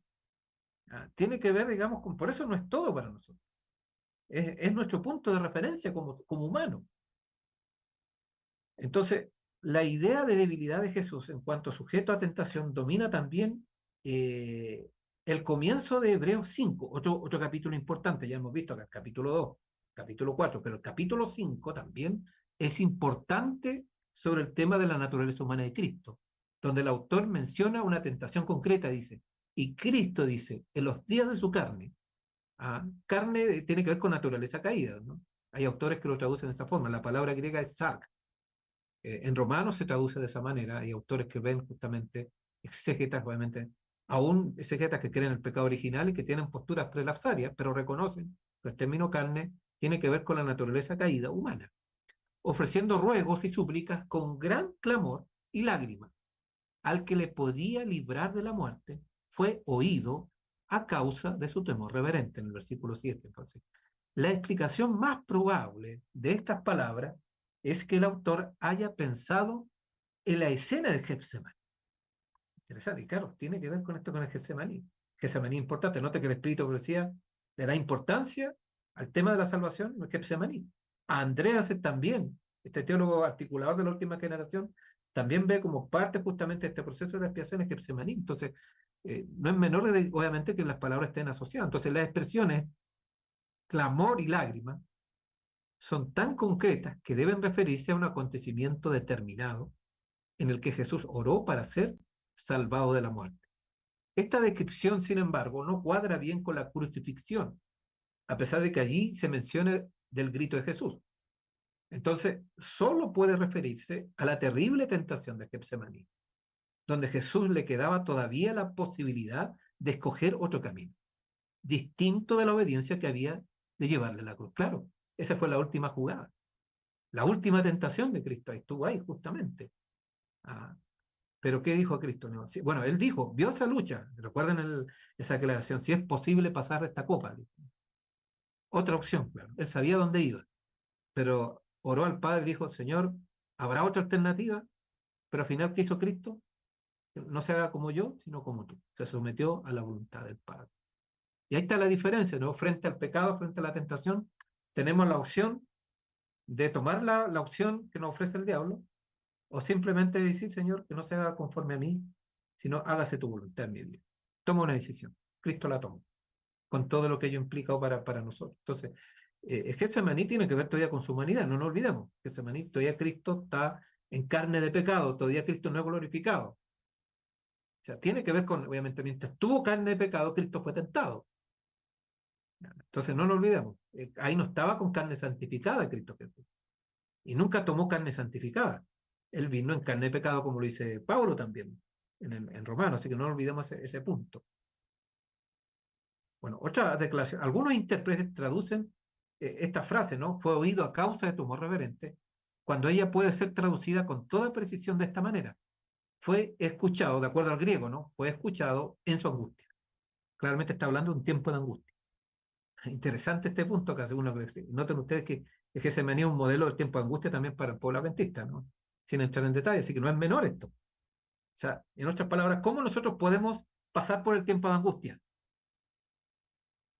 Entendiendo la angustia que pasó Cristo Jesús en el Getsemaní como humano caído, ¿no? Como humano tomando nuestra naturaleza, no como una ficción. Entonces, si entendemos, la humanidad de Cristo entonces nos prepara para, obviamente, para enfrentar la crisis final, para estar en pie cuando caigan las 7 postreras plagas. O sea, es fabuloso. Por eso cuenta cuando Ellen White habla, dice que la humanidad de Cristo no es todo, la Escritura nos está mostrando, y esto ya no es declaración del Espíritu Profecía, la misma Biblia, Pablo acá nos está mostrando, no teniendo toda la luz que recibió posteriormente Ellen White, el Señor le entregó justamente estos elementos interesantes, ¿no? Que nos van iluminando a nosotros y entendiendo por qué es importante este tema.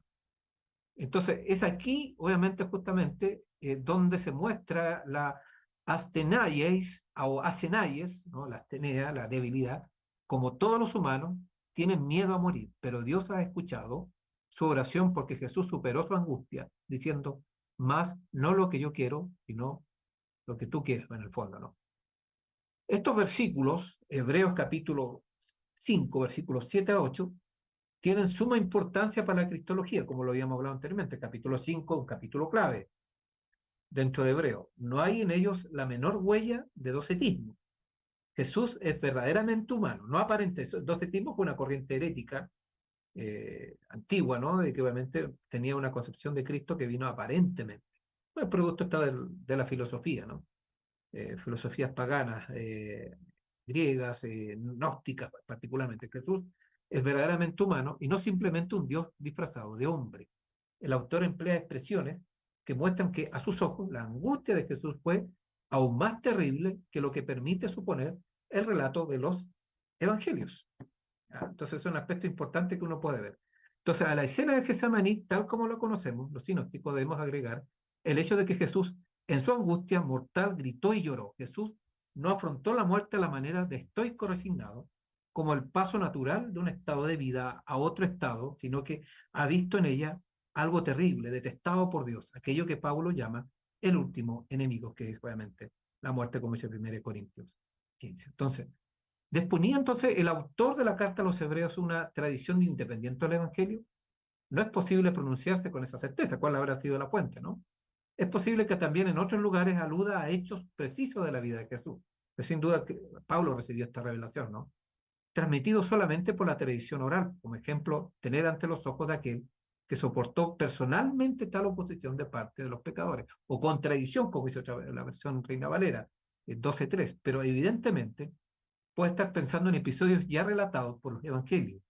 La confirmación más neta de la enseñanza de la carta a los hebreos sobre la plena humanidad de Jesús es la afirmación de que aprendió obediencia. Otra declaración contundente, ¿no?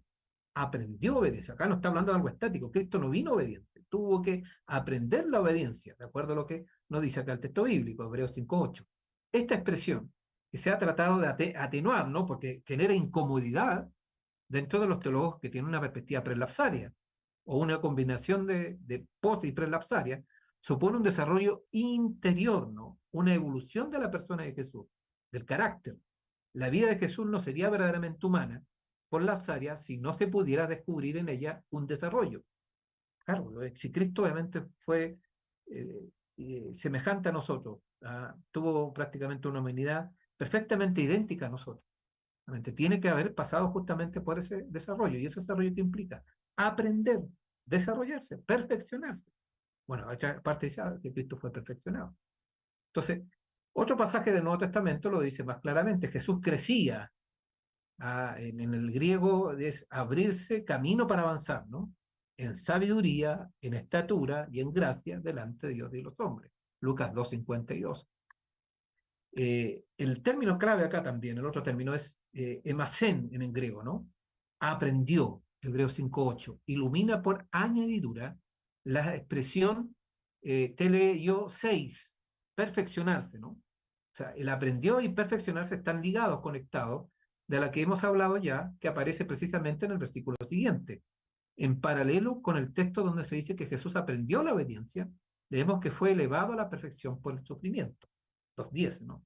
Entonces, aquí hallamos la indicación evidente de un cierto desarrollo, de un progreso moral que encuentra su coronación en la obediencia expiatoria. Obediencia que Jesús ha debido aprender para llevar a término la misión de el Evet Yahvé, o el Evet Yehuá, o el Señor, que es el siervo sufriente, ¿no? La obediencia de Hebreos 5:8 recuerda la expresión de Filipenses 2:8, ¿no? Obediente hasta la muerte y muerte de cruz. Entonces, ese aprendizaje de la obediencia, ese perfeccionamiento, tenía que ser hasta la muerte y muerte de cruz. Entonces, la gradación que se expresa aquí, hasta, ¿no? Supone que hay un clímax o culminación y un cierto despliegue en el camino de la humillación. Esta partícula también se utiliza en Apocalipsis 7:3, cuando se refiere a los 144.000, dicen, no hagáis daño a la tierra, ni al mar, ni a los árboles, hasta, ¿no? Hasta que haya esa culminación. Y eso tiene que ver con el sellamiento. Entonces, ese término, hasta, ¿no? Mecri, tiene que ver justamente con una culminación, con un clímax, que se da, digamos, en ambas situaciones. Entonces, para muchos teólogos, la idea de un desarrollo interior de Jesús resulta aún más insoportable que la de su perfección moral. Ven en ella un espectro muy justamente desacreditado de la imagen liberal de Jesús. Entonces, su temor resulta injustificado. Deducir todas las consecuencias de la encarnación de Jesús como lo hace la carta a los hebreos, y mostrar cómo, habiéndose hecho hombre, desplegó su vida como hombre, no significa caer insufacto en una interpretación psicologizante, perdón, de su vida y como hombre. Por otro lado, resulta más necesario precaverse del otro peligro, ¿no? Del docetismo, que desde los orígenes, ya en el Nuevo Testamento, representa la herejía por excelencia. Escandalizarse por estos rasgos tan humanos de Jesús prueba que no se ha comprendido lo que el Nuevo Testamento entiende por fe en Cristo, porque ella es esencialmente fe a pesar del escándalo de la humanidad, porque eso genera un escándalo, sin duda, creer que Cristo fue totalmente humano, ¿no? Llegamos así entonces al problema del efecto duradero y permanente que este acto único tiene para los creyentes. Cristo llega a ser pionero o jefe de una nueva humanidad, el autor, aitíos, griego, ¿no?, de la salvación, para cuántos, dice, le obedece. O sea, él pasa a ser entonces precursor, ¿no?, cabeza de nuestra humanidad, siempre cuando nosotros hay una condición, podamos obedecer, la obediencia. Entonces, acá entra el principio de cooperación, sin duda. No es, digamos, alcanzar la perfección interiormente, no es que Cristo pasivamente nos hace perfectos, no. Tiene que haber una obediencia para que ello pueda ocurrir. Eso es lo que nos está diciendo el pasaje. Entonces, la correspondencia es perfecta. Ellos obedecen a Cristo, con lo mismo Cristo ha obedecido al Padre. Entonces, Cristo pasa a ser, por lo tanto, un ejemplo. Hemos visto que Cristo les hace teleión, ¿no?, en el griego, Nuevo Testamento, perfecto, de la misma manera que Él se ha hecho a sí mismo teleión perfecto. Entonces, la perfección de Cristo es posible también para el ser humano, para el pueblo. Hebreo acá prácticamente nos está mostrando eso, ¿no? Se traslada, o sea, no es una imposibilidad alcanzar la perfección. Y la perfección no tiene nada que ver con el pecado, por lo tanto hablamos de una perfección sin pecado. Esa idea de perfección con pecado no está en el texto, es un invento, es un agregado producto de asumir el pecado original, cosa, digamos, que tampoco lo expresa la Escritura. En un plano superior, Jesús les capacita para presentarse ante Dios, así como el sacerdote del antiguo pacto capacita a los fieles para orar, para rendir culto a Dios. Dice, con una sola ofrenda hizo perfecto para siempre aquellos que son santificados. El verbo teleión, perfeccionar, es casi sinónimo de hagiasón, ¿no?, santificar. Perfeccionar y ser santificado, ser perfeccionado, ser santificado, prácticamente son sinónimos, ¿no? Eh, este mismo aparece en 2:11 porque el que santifica y los que son santificados de uno son todos. Entonces, ahí podemos ver entonces todos los aspectos que están involucrados dentro de todos estos aspectos, digamos, en relación a lo que Dios puede hacer por nosotros. Vamos a ir avanzando en otra dirección, ¿no? Vamos a ver algunas citas para ir redondeando acá del espíritu de profecía, y con eso entonces vamos a ir ya terminando lo que queremos expresarnos, declaraciones que van a complementar justamente este estudio. Mira, veamos qué nos dice los testimonios. Dice, tener en cuenta que la victoria, y esto está en Mensaje Celeste, tomo 3, tener en cuenta que la victoria y la obediencia de Cristo es la de un verdadero ser humano.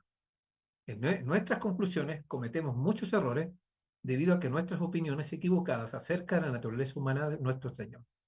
Cuando nosotros le damos a la naturaleza humana un poder que es imposible que el hombre tenga en sus conflictos con Satanás, ¿qué es lo que sucede? Destruimos el carácter completo de su humanidad. Entonces, cuando hacemos cosas imposibles, ¿no?, colocamos un Cristo totalmente distinto. Entonces, si tenemos un Cristo prelapsario y nosotros somos poslapsario, porque esa es nuestra realidad, entonces, ¿qué es lo que hacemos? Destruimos el carácter completo de su humanidad. Ese es el tema de no aceptar. ¿Por qué no debemos aceptar una perspectiva prelapsaria? Porque no tiene nada que ver con nuestra realidad humana. De hecho, prácticamente los únicos seres humanos que fueron prelapsarios fue Adán y Eva, y duró muy poco, porque después ellos se transformaron en poslapsarios. O sea, la experiencia de Adán y Eva es poslapsaria. Conocieron muy poquito de lo que significa tener carne santificada. Y de ahí hacia adelante, hasta nuestros días, inclusive Cristo, la única humanidad que nosotros conocemos es una humanidad caída por lapsario. Entonces, no tiene ni un sentido hablar de Cristo como prelapsario porque nos desconecta. La humanidad ya se evapora completamente. Por eso dice, destruimos el carácter completo de su humanidad. Entonces, por eso dice, tener en cuenta que la victoria y la obediencia de Cristo es la de un verdadero ser humano. ser humano. Entonces, obviamente, la victoria de Cristo frente al pecado puede ser también la tuya y la mía. Es factible. Entonces, ¿qué nos está mostrando a Cristo? Que podemos ser, eso es ser humano. Ser verdaderamente humano significa obviamente vivir la vida de Cristo. Cristo nos mostró lo que significa la humanidad. Y la humanidad, Cristo dice, no tiene nada que ver con el pecado. Una humanidad transgresora de la ley de Dios no es humanidad. Nos lleva justamente a un nivel bajo, ¿no? Nos lleva a la vida animal, prácticamente. Y nosotros fuimos creados no como animales. No fuimos creados con naturaleza, sino con un carácter, a imagen y semejanza de Dios. Entonces, con la humanidad de Cristo, que nos vuelva a colocar en el lugar que nos corresponde como hijos de Dios. Dice, como Dios, Cristo no podía haber sido tentado a pecar, así como en el cielo no pudo ser tentado a quebrar su alianza con el Padre. Pero, al humillarse a sí mismo y tomar la naturaleza humana, Cristo podía ser tentado.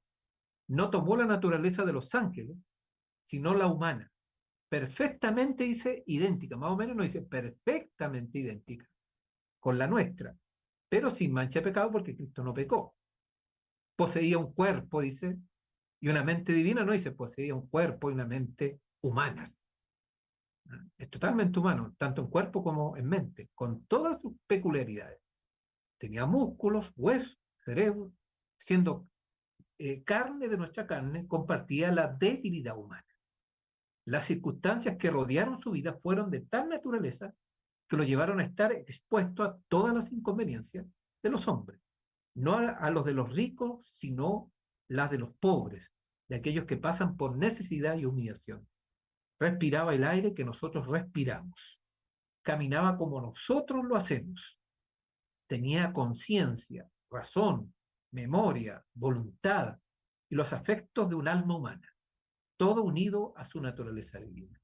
Ese es Cristo, ¿no? Una buena descripción. Esto está, la verdad, cerca de los ángeles, página 162.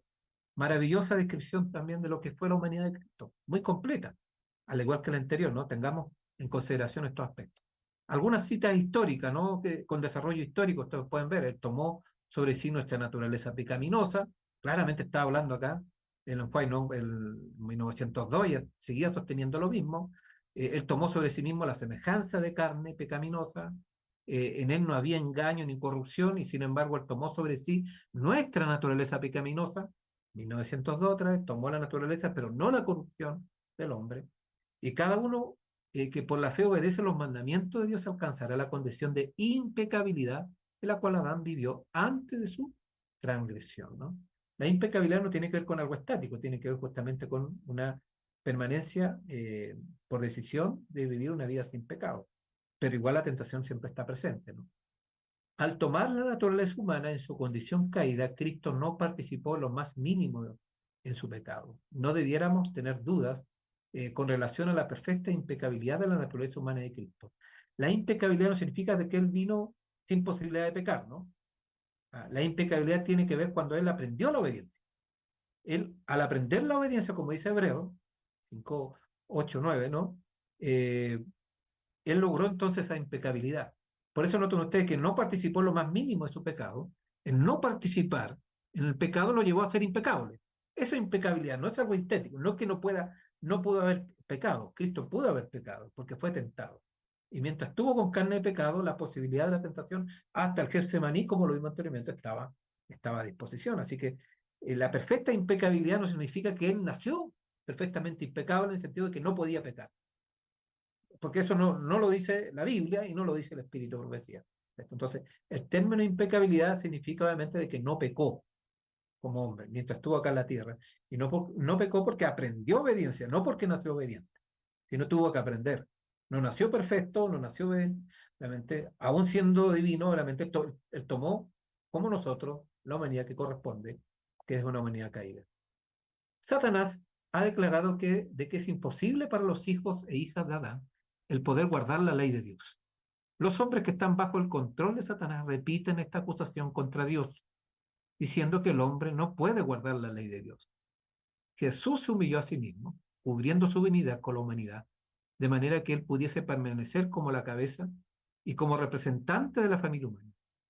Y tanto por precepto como por ejemplo condenó el pecado en la carne, desmintiendo así los cargos de Satanás. Él cumplió cada especificación de la ley y condenó el pecado en la carne. Dios fue manifestado en la carne para condenar el pecado en la carne, manifestando la perfecta obediencia a la ley de Dios.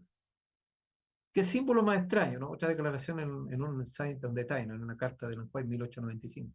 ¿Qué símbolo más extraño de Cristo fue aquella semejanza de la serpiente que lo mordía? Este símbolo fue erguido en un poste y ellos tenían que mirarla y ser sanados. Así fue hecho Jesús en semejanza de carne pecaminosa. Otras declaraciones más, se unió a sí mismo a la debilidad de la humanidad, ¿no? Tomó nuestra debilidad, unió la raza caída consigo mismo, se unió con la raza caída, bueno, son todos textos por Lapsario, unió al hombre pecaminoso con su propia naturaleza divina. El hijo de la raza caída en otra parte se menciona también. Se identificó a sí mismo con las debilidades y miserias del hombre caído. Era la voluntad de Dios que Cristo tomase sobre sí mismo la forma y la naturaleza del hombre caído. Otra declaración más, Él no fue apenas hecho carne, sino que fue hecho en la semejanza de carne pecaminosa. Bueno, las últimas declaraciones que quiero compartir con ustedes, el príncipe de vida y el príncipe de las tinieblas estaban en conflicto. El príncipe de vida prevaleció, pero a un costo infinito. Su triunfo es nuestra salvación. Él es nuestro sustituto y garante. Y lo que él dice, al que venciere, indica si el hombre tiene algo que hacer o no. ¿De qué manera? Al que venciere, le daré que se siente conmigo en mi trono, así como yo he vencido y me he sentado con mi Padre en su trono. Más abajo dice, pero muchos dicen que Jesús no era como nosotros, que no era como nosotros en el mundo, que él era divino y que nosotros no podemos vencer como él venció. Pero Pablo escribe, pero porque ciertamente Cristo no socorrió a los ángeles, sino que socorrió a la descendencia de Abraham, por lo cual debía ser en todo semejante a sus hermanos, para venir a ser misericordioso y fiel sumo sacerdote en lo que a Dios se refiere, para expiar los pecados del pueblo, pues en cuanto él mismo padeció siendo tentado, es poderoso para socorrer a los que son tentados, porque no tenemos un sumo sacerdote que no pueda compadecerse de nuestras debilidades, sino uno que fue tentado en todo según nuestra semejanza, pero sin pecado. Jesús dice, al que venciere, le daré que se siente conmigo en mi trono, así como yo he vencido y me he sentado con mi Padre en su trono. No es casualidad que esta promesa tiene relación con la iglesia adventista porque tiene que ver con el estado de la laodicense, tiene que ver con la iglesia de la Odisea. Cada iglesia recibe, digamos, una promesa, pero esta promesa tiene que ver con la naturaleza humana de Cristo. Dice, la naturaleza humana de Cristo entonces es una promesa para el pueblo adventista. El séptimo día dice, al que venciere, le daré que se siente conmigo, así como yo he vencido. Entonces, la victoria del pueblo adventista debe ser entonces semejante a la victoria de Cristo.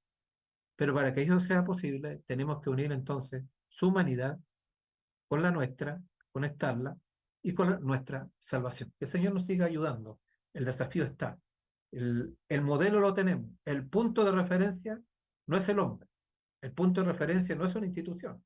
El punto de referencia ni siquiera tampoco es la muerte de la cruz, es que es importante sin duda, es la vida de Cristo. Si queremos buscar en qué consiste la verdadera humanidad, si queremos saber cómo hay que guardar la ley de Dios, cómo hay que ser cristiano, tenemos que vivir y seguir el ejemplo de Cristo Jesús. Que el Señor los bendiga y tengan un hermoso sábado cada uno de ustedes. Agradecemos al Señor por el mensaje de esta noche y agradecemos a nuestro hermano José Miguel por que ha tenido la disposición de acompañarnos y de presentar este excelente tema. Hermanos, esta vez de forma excepcional vamos a leer una pregunta de un hermano que nos acompaña por YouTube. Sí, generalmente hacemos las preguntas, ¿cierto? Solamente a través de Zoom, ¿cierto? Una vez terminada la transmisión, pero hay una pregunta en YouTube y voy a darle lectura, hermano José Miguel. Dice lo siguiente: ¿de dónde surge y qué tan cierta es la explicación de que Ellen White apoyó su posición sobre la naturaleza de Cristo en un libro del sacerdote británico Henry Melville, donde Jesús es y no es como nosotros? Claro, hay evidencia, digamos, bueno, hay un autor que se dedicó a estudiar justamente ese punto, ¿no? Tim Poirier, Y él obviamente señalaba, obviamente, de que Cristo, o sea, que Ellen White tenía, digamos, ese libro en su biblioteca, que tenía lectura, pero claramente también él tuvo que reconocer, Tim Poirier es de una posición prelapsaria o combinada, podríamos decir, no es por lapsario, y él, digamos, señaló y tuvo que reconocer obviamente que dentro de ese libro había una digresión, y esa digresión justamente se hablaba de la humanidad de Cristo. Tim Poirier tenía otro discurso, pero hay una digresión, entonces, entre paréntesis podríamos decir, donde él trata el tema de la humanidad de Cristo, pero justamente Ellen White no usó esa digresión. Él consultó, usó otros aspectos que a ella le llamó la atención. Bueno, siempre ella leía varios libros, inspirada, digamos, por el Espíritu Santo, él buscaba cosas que le servían y otras simplemente las desechaba. Y está comprobablemente que ella no usó, obviamente, no se inspiró en Melvin justamente para construir su cristología. Y de hecho no tiene nada que ver con la de Melvin, no usó la fraseología de Melvin. No habló de enfermedades inocentes que usa mucho Melvin, ella no usó jamás esa categoría. Esa categoría la empezaron a usar posteriormente los teólogos. Entonces, ese fue un recurso justamente para justificar la posición de Heppenstall, porque ese fue el precursor de esta situación. Y por los años 80 empezaron a trabajar justamente con ese recurso, con la carta de Melvin, después otros empezaron a trabajar con la carta Baker, descontextualizando ciertas declaraciones, pero el grueso de todo el espíritu progresivo, pues, son, pues, obviamente desmientan todos esos elementos que después van en una dirección contraria. O sea, en otras palabras, los escritos del lenguaje deben ser estudiados en su contexto. Obviamente hay que ver justamente todo lo que ella entregó. Entonces, sus propios escritos entregan la clave para interpretar obviamente ciertas declaraciones que aparentemente parecieran contradictorias. No una carta de Melvin, no un aspecto, digamos, fuera. Y tampoco hay evidencia que lo haya usado. Pero reitero, Fourier tuvo que reconocer eso, obviamente, que ella no usó esa digresión cristológica. Así que en ese sentido no hay conexión cristológica entre los escritos de Ellen White y Melvin. Eso lo sostiene, digamos, un crítico de la posesión por lapsaria. Eso es lo que podríamos mencionar a grosso modo. Muchas gracias, hermano José Miguel. Esperamos, hermano Felipe, que haya sido dilucidada su consulta. Y a todos nuestros hermanos que nos acompañaron en la transmisión de hoy, les queremos agradecer y dejarlos invitados para mañana. Mañana, sábado, 21 horas, el último tema de la serie La naturaleza humana de Cristo. Nos va a acompañar desde Colombia nuestro hermano Lorenzo Rodríguez con un tema muy interesante, ¿sí? La naturaleza humana de Cristo y el brazo derecho del tercer ángel. Así es que les dejamos invitados para mañana, 21 horas, al último tema de nuestra serie. Vamos a orar para despedir la programación de esta noche y a nuestros hermanos de Zoom, ¿cierto? Nos quedamos unos minutos más para poder ver si hay alguna pregunta y conversar algunas reflexiones. Oremos. Padre Celestial, te agradecemos porque tú has sido bueno con nosotros, Señor, nos has permitido reunirnos, has sostenido esta transmisión y has permitido, Señor, que tu palabra pueda llegar, Señor, a nuestros corazones. Queremos rogarte por aquellos hermanos que van a ver la transmisión, Señor, en diferido, por aquellos que nos acompañaron también, que tú puedas seguir, Señor, trabajando en nuestros corazones, dándonos, Señor, el deseo de conocer más de ti y poder, Señor, comprender estos elementos que son tan esenciales, Señor, para nuestra relación contigo y para nuestra salvación. Bendícenos, Señor, te lo rogamos en el nombre de Jesús. Amén. Mis hermanos, que el Señor les bendiga.